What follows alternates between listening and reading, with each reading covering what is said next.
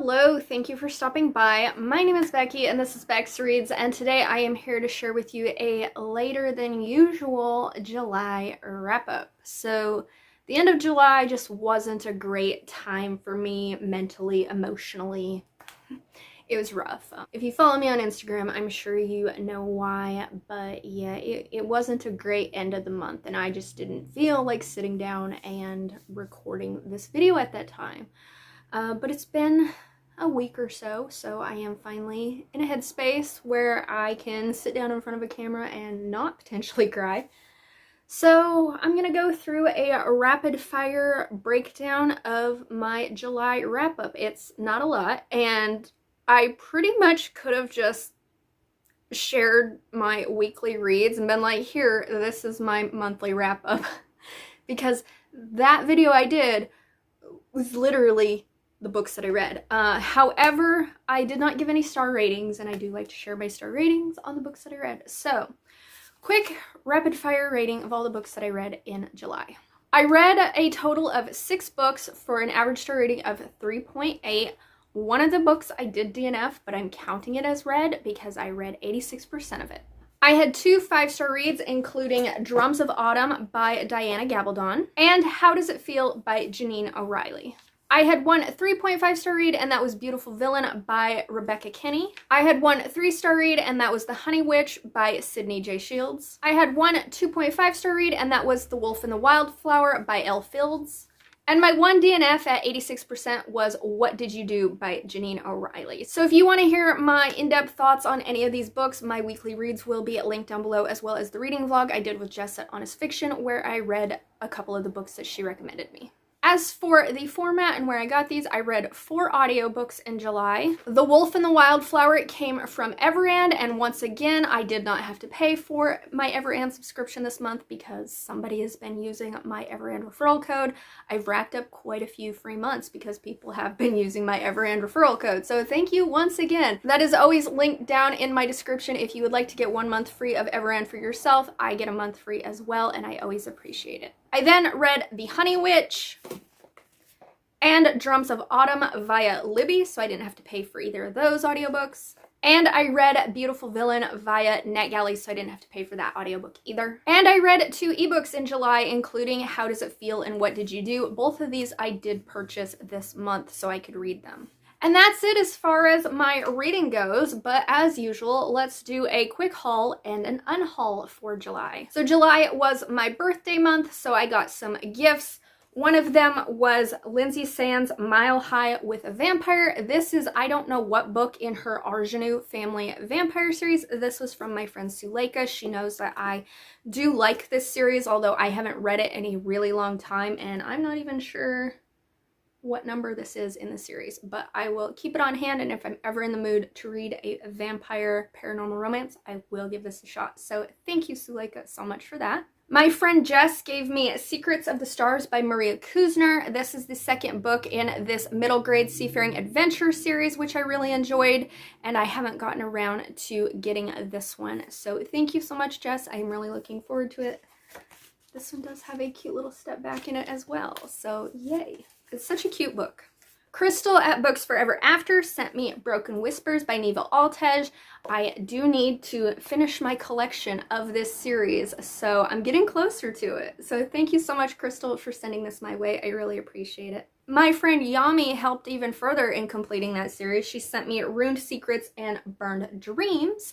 I have already read these and I really enjoyed them, so they're just going to go right onto my shelf. This is one of my favorite mafia romances. It's like mafia light, cozy mafia, if you will. But one of the main characters always has a chronic illness or disability, and I just love the relationship dynamics. They're pretty short, they're easy to get through, but they have such great storylines in them that I love.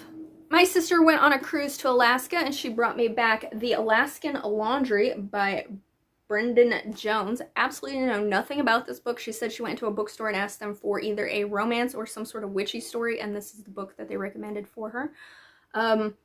Know nothing about it, but I will put it on my shelf and hopefully give it a try. So thank you, sister, for that. My cousin Dawn sent me In the Shadow of the Wolf Queen, which is, I think, a middle grade book, and I really liked it because it had something to do with some sort of mythology. I can't remember. It's been a while since I read the synopsis of it. But I'm not gonna lie, this naked hardcover also really caught my eye. I have read another book by Karen Millwood Hargrave and enjoyed it, so I'm hoping that I like this one as well. So thank you, Dawn, for that. And then I got sent a very generous gift from Tiff at Tiff Talks Pages. I'm not going to say what it is, but it was very generous of her to gift it to me. It is not a book per se, but I'm very excited to use it. So thank you so much, Tiff. And then the last book that I hauled in July wasn't one that I gifted, unless you consider it a gift for myself, but that is the Fairy Loot edition of the Wren in the Holly Library. This was their July fantasy romance pick. It's got pretty stenciled edges, very pretty naked hardcover with foiling, end paper. So I do have the hold for this from Libby, and I started listening to it, and then, you know, shit happened at the end of July, and I just never got around to finishing it, so I had to renew my loan. So I'm hoping that I get this read in August some point. So those were all the books that I hauled in July. Here is the total of what I spent, which is pretty much just this book. Now let's move on to the unhaul. All of these books will be listed on my Pango. There's no guarantee that by the time you see them, they will be available, but if they are, take a peek, see if you want to purchase any of them. The first, sadly, is going to be Daughter of the Blood by Anne Bishop. This was my pick for July's Black Hat Book Heaven pick, and I'm so sad that I DNF'd this. Well, I'm not sad that I DNF'd this. I'm sad that I picked this book for us to read. I read 100 pages of this book, and I'm either too dumb to understand this world, or I just didn't like the writing, or whatnot. But I tried, I gave it a shot, and this being the second go-around of me trying to read this book, I'm just gonna call it good and say that I just can't get into this series. So this will be on my Pango.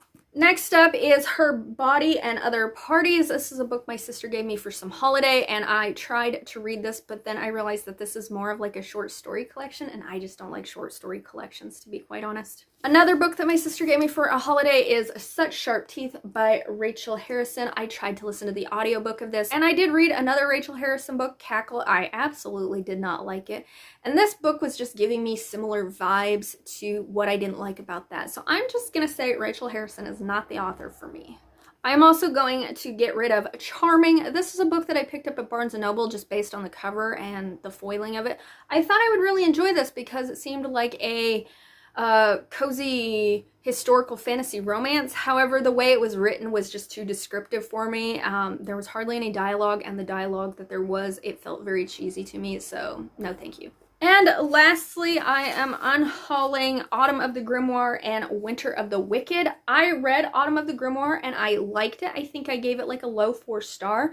But when I picked up Winter of the Wicked to read, it almost felt like this book had like 2 main characters plus like the sisters that the whole series is based around, right? But it focused mainly on our main girl that the story is about. And then I got to reading this one, and I couldn't tell you who the main character of this story was and who the love interest was even going to be. And I read about 50 pages of this, and I was like, which one is it about? And then there were characters that were thrown in that I was like, and who is this? And it hasn't been that long since I've read this one that I completely forgot what the plot was about, but it just didn't feel like they blended into each other. This almost felt like this could have been a standalone, this could have been a standalone, because I didn't feel a lot of connectivity between them, which is sad, because this is like a witchy series that evolves around like seasonal witches or whatnot. So I was really hoping I would love the series, and I did like this one, but this one, no, I just couldn't get into it. So I am going to put both of them up on Pango. That's it. That's what I have for you for a July wrap up in all. Let me know what was your favorite book of July, but if you don't want to comment that but would like to let me know that you made it to the end of this video, could you leave me a heart emoji? I need some love, people. And with that, thank you so much for watching, and until my next video, good luck on your August reading. Bye.